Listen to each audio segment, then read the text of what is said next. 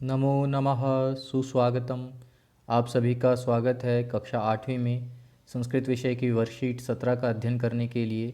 आज हमारा जो विषय है गृहम गृहम शून्यम सुताम विना, अर्थात घर सूना है कन्या के बिना। इस पाठ में किस विषय में बताया गया है, आइए उसका परिचय प्राप्त कर लेते हैं। यह पाठ कन्याओं की हत्या पर रोक और उनकी शिक्षा सुनिश्चित करने की प्रेरणा हेतु निर्मित है। अर्थात समाज में यदि कहीं ऐसी विचारधारा है कि कन्याओं को जन्म लेने से पूर्व ही मार दिया जाता है, जिसे भ्रूण हत्या कहा जाता है, या फिर किसी विशेष समाज में अगर किसी कन्या की शिक्षा प्राप्ति के लिए बाधा उत्पन्न की जाती है, तो इस पाठ को पढ़ने के बाद हमें इस प्रकार का ज्ञान प्राप्त होगा कि यह सब चीज़ें गलत हैं और समाज में लड़के और लड़कियों के बीच भेदभाव की भावना आज भी समाज में यत्र तत्र देखी जाती है, जिसे दूर किए जाने की आवश्यकता है। यदि समाज में कहीं लड़का और लड़की के आधार पर उसको विशेष सुविधाएं या उससे विशेष व्यवहार यदि समाज में किया जाता है, जो कि एक भेदभाव के रूप में यदि देखा जाए, तो इसको दूर करने के लिए भी आवश्यकता है और यह पाठ हमें उसी प्रकार का कुछ संदेश देता है। इस पाठ की जो शैली है वह संवादात्मक शैली है, अर्थात इसमें संवाद हैं, जो पात्र विशेष बोलेंगे उसके लिए यह पाठ निर्मित है, तो इसीलिए इसे संवादात्मक शैली भी कहा जाता है। तो आइए इस सरल संस्कृत में प्रस्तुत की गई जो प्रस्तुति है इसको हम पढ़ना प्रारंभ करते हैं। वाचन के साथ ही छात्र शब्दों का आदर्श वाचन को देखते हुए अनुकरण वाचन स्वयं करें और साथ में इसके सरल अर्थ को भी हम जानते हुए चलेंगे। शालिनी ग्रीष्मावकाशे पितुर्गृहम आगच्छति। शालिनी एक पात्र का नाम है, किसी महिला का नाम है। वह ग्रीष्मावकाशे यानी गर्मियों की छुट्टियों में पितुर्गृहम यानी पिता के घर में आगच्छति आती है।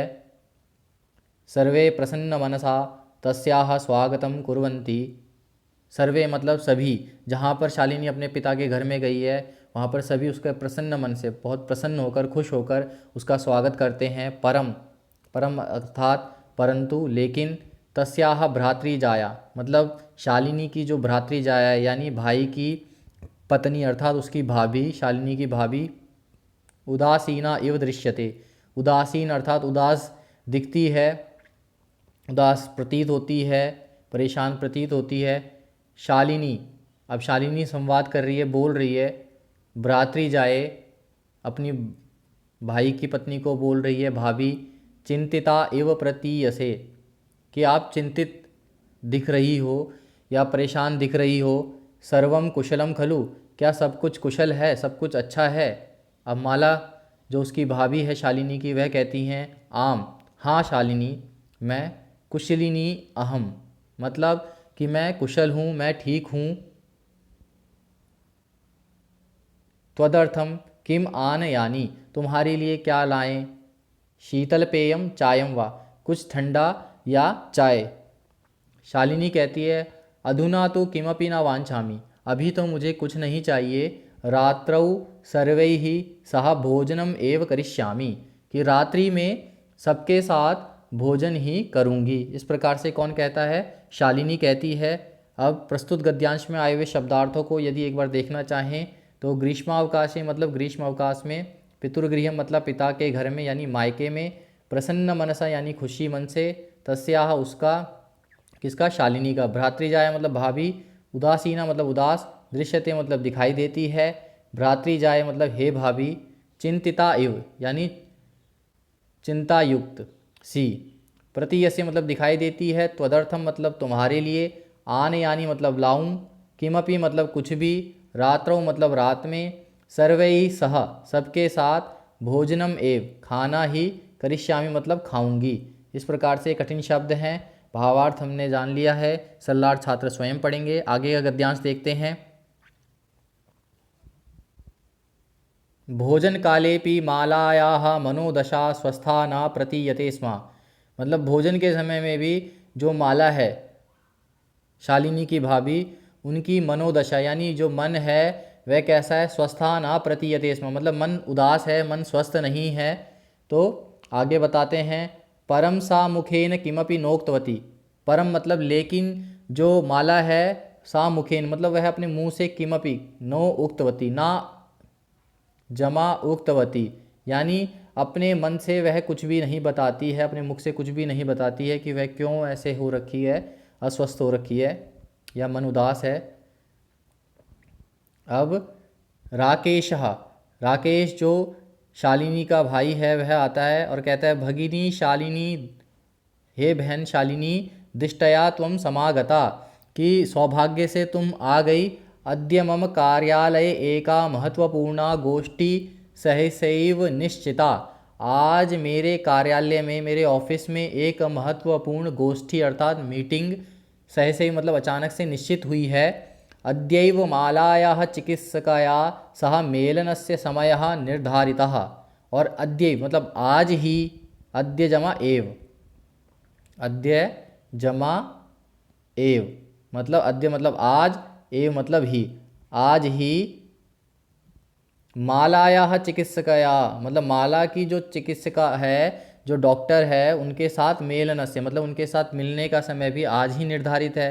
त्वं मालया सह चिकित्सां प्रति गच्छ, तुम माला के साथ चिकित्सकां प्रति यानी चिकित्सक यानी डॉक्टर के पास जाओ।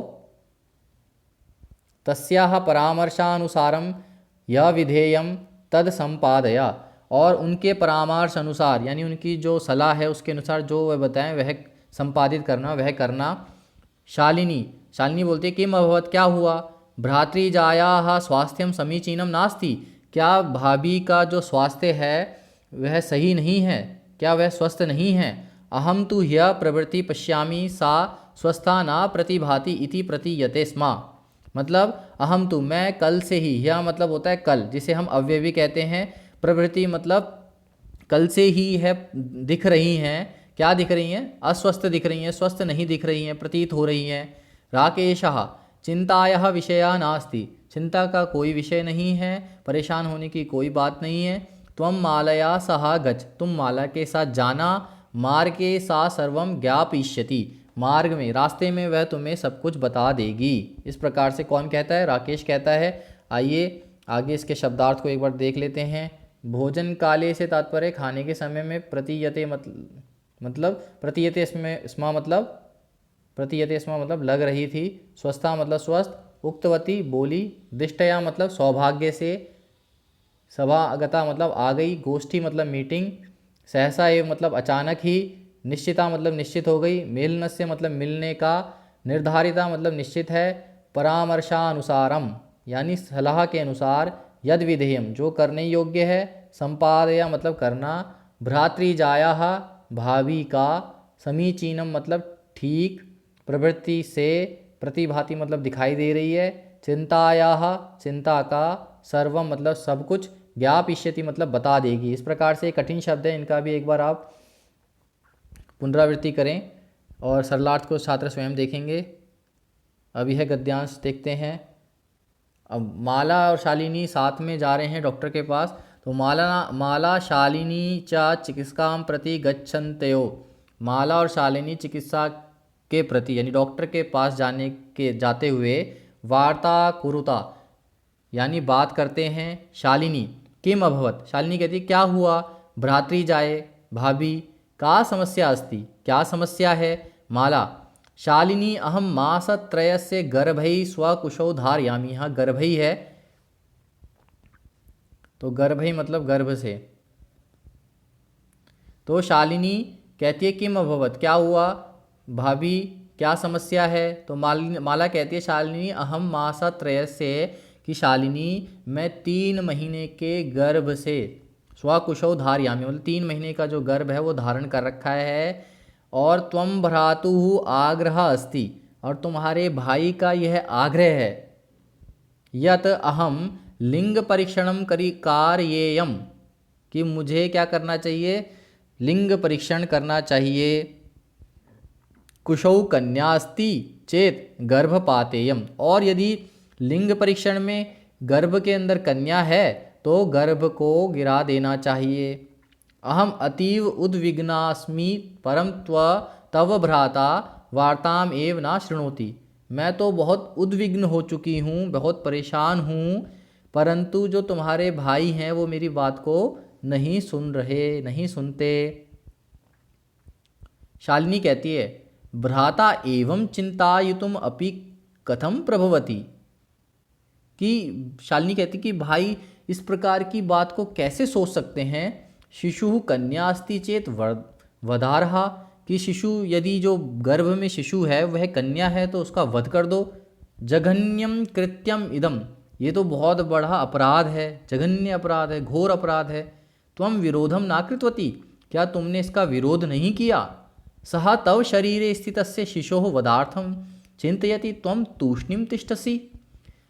सह यानी शालिनी का जो भाई है उसके बारे में बताया जा रहा है कि वह तुम्हारे शरीर में स्थित शिशु के वध के लिए सोच रहा है और तुम तूष्णीम तिष्ठसि, और तुम शांत रहती हो, चुप रहती हो। अधुनैव गृहम चल, अभी ही घर चलो। नास्ति आवश्यकता लिंग परीक्षणस्य, और कोई आवश्यकता नहीं है लिंग परीक्षण करने की। भ्राता यदा गृहम आगमिष्यति, भ्राता जब घर आएंगे, भाई जब घर आएंगे, अहम वार्ताम करिष्ये, मैं उनसे बात करूंगी। इस प्रकार से ये गद्यांश है, इसके शब्दार्थ भी देख लें। गच्छन्त्यौ मतलब जाती हुई, भ्रातृजाय मतलब हे भाभी, मासत्रय से मतलब 3 महीने का, स्वकुशौ मतलब अपने पेट में, भ्रातु मतलब भाई का, आग्रह मतलब जिद, कारेयम मतलब कराऊं, चेत मतलब यदि, पातेयम मतलब गिरा दें, उद्विग्ना मतलब परेशान, प्रभवती मतलब समर्थ है, जघन्यम मतलब भयानक, कृतवती मतलब क्रिया किया, और वधार्थम मतलब वध के लिए। सभी छात्र इसका सरलार्थ पढ़ लें। यह पाठ का प्रथम अंश था। इसी के आधार पर कुछ प्रश्न किए जा रहे हैं जिनका उत्तर आपको देना है। सर्वप्रथम जो प्रश्न है यहाँ पर पूछा गया है कि संस्कृत भाषा में उत्तर देना है, तो दिष्टया का समागता, तो आप लिखेंगे दिष्टया का के स्थान पर आ जाएगा शालिनी, उसके पश्चात समागता, तो दिष्टया शालिनी समागता, इस प्रकार से पूर्ण विराम, पूरा उत्तर हो गया। द्वितीय प्रश्न पूछा गया है राकेशस्य कार्यालय का निश्चिता। अब यहाँ पे लिखेंगे राकेशस्य कार्यालये, का के स्थान पर एका महत्वपूर्णा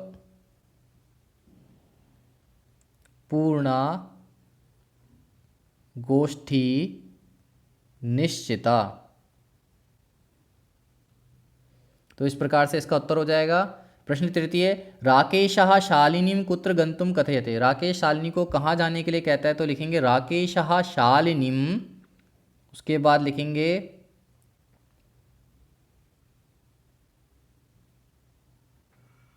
चिकित्सिकां प्रति गंतुम कथयति। राकेश शालिनी को चिकित्सक के प्रति जाने के लिए कहता है। अब यहाँ पर जो द्वितीय प्रश्न है, निम्नलिखित पदों को संस्कृत रूप में तत्सम रूप में लिखना है, तो इसका संस्कृत पद क्या होगा, कोक का कुक्षी, साथ का क्या होगा सह, गोद का क्या होगा क्रोडम, ये इसके संस्कृत नाम हैं, तत्सम शब्द हैं। तीसरे में हमें इन प्रश्नों के उत्तर देने हैं और तृतीय विभक्ति का प्रयोग करना है। जैसे यहाँ पर मात्रा है, ये तृतीय विभक्ति है, माता के साथ पुत्री जाती है, तो मातृ शब्द का क्या हो गया मात्रा। ऐसे परिश्रम का तृतीय क्या होगा, यहाँ पर लिखना है खा में, तो हम लिखेंगे परिश्रमेण।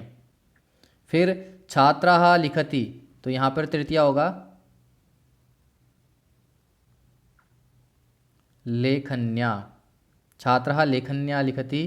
फिर नेत्र का क्या होगा सूरदासः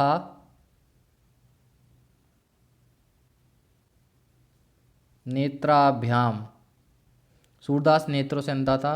और गा का क्या होगा सह साकम समयम यापयति, तो यहाँ पे मित्र के स्थान पर आ जाएगा मित्रेण, तो सह मित्रेण साकम समयम यापयति, वो मित्र के साथ समय को बिताता है। तो यह तृतीय विभक्ति हो गई। इस प्रकार से सभी प्रश्नों का उत्तर छात्र कर लें। यह पाठ का प्रथम अंश था। आशा है आपको यह पाठ समझ में आया होगा। धन्यवाद।